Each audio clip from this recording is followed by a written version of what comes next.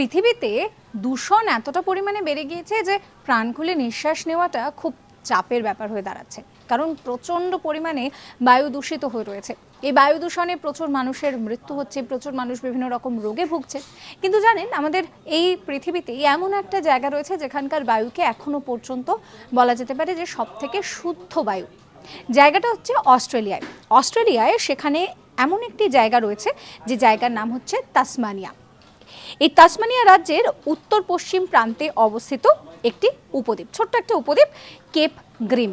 এখানকার বাতাস ভীষণভাবে শুদ্ধ। এই জায়গাকে পৃথিবীর এখনো পর্যন্ত প্রায় শেষ প্রান্ত হিসেবে ধরা হয়।